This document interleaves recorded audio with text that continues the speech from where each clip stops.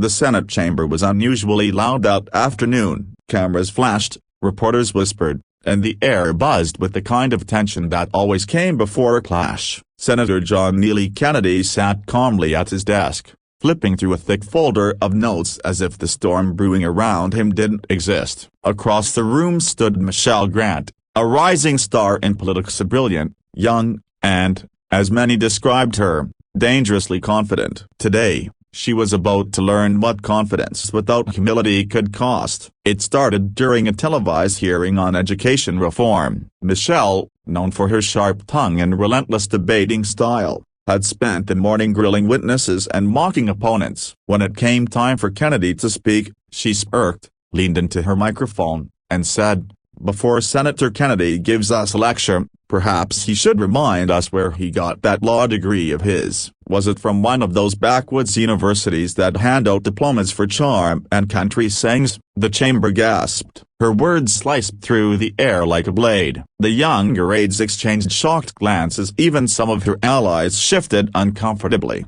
Kennedy looked up slowly, his eyes steady and unshaken. For a few seconds, he said nothing, just stared at her as the silence grew heavy enough to feel. Then, with his signature southern calm, he leaned forward and spoke just one sentence. "Ma'am," he said softly, "I got my law degree from the University of Virginia, a broken bar, and my lessons in decency from home. Yeah, maybe you should have taken that class."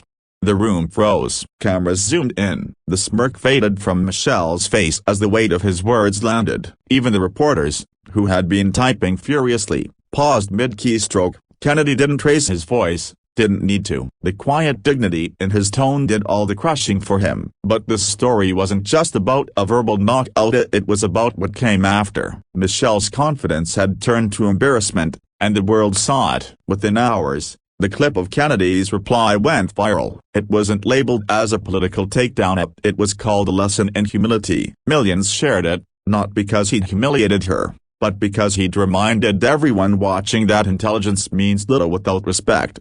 Later that evening, as the sun dipped behind the Capitol dome, Michelle sat alone in her office replaying the moment in her head. The mockery, the smirk, and then that quiet, devastating sentence. She had prided herself on intellect, degrees, and debate trophies, but Kennedy's calm strength had exposed something deeper, a lack of grace. For the first time in her career, she didn't feel victorious or clever. She felt small. Hours passed before there was a soft knock at her door. Kennedy stood there, still in his gray suit, holding a cup of coffee. She didn't know what to say. Before she could apologize, he spoke. "You've got talent, Michelle," he said kindly. "But talent without respect can burn bridges faster than it builds them. Washington doesn't need more noise, it needs people who listen." His tone wasn't condescending, it was almost fatherly. For the first time that day, Michelle truly listened. That conversation stretched for nearly an hour,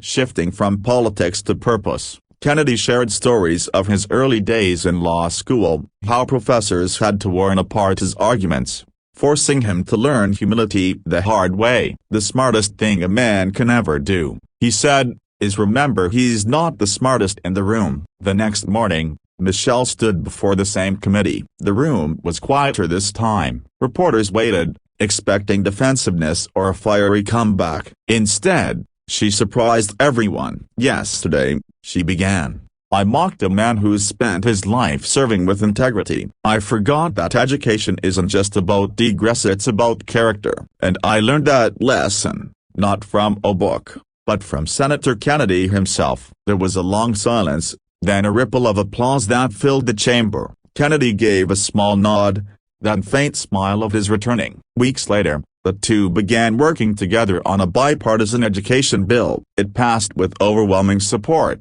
not because of political maneuvering but because of mutual respect born from a humbling moment. Reporters often said that day changed Michelle's career forever. They weren't wrong. She became known for her poise and fairness in debate, and whenever a young aide asked what caused her shift, she would smile and say, "A senator once reminded me that law teaches you how to argue, but life teaches you when not to." In the end, Kennedy's quiet sentence did more than silence an opponent, it transformed one. The story spread beyond Washington, inspiring people across the country. Teachers used it in classrooms, parents told it to their kids, and leaders quoted it in speeches. Because in those 45 seconds, John Kennedy didn't just defend his degree, he defended an idea, that humility is the highest form of wisdom, and that true strength never needs to shout. And as the years passed, that moment became more than a viral clip. It became a reminder that sometimes, the most powerful victories are won not through argument, but through grace.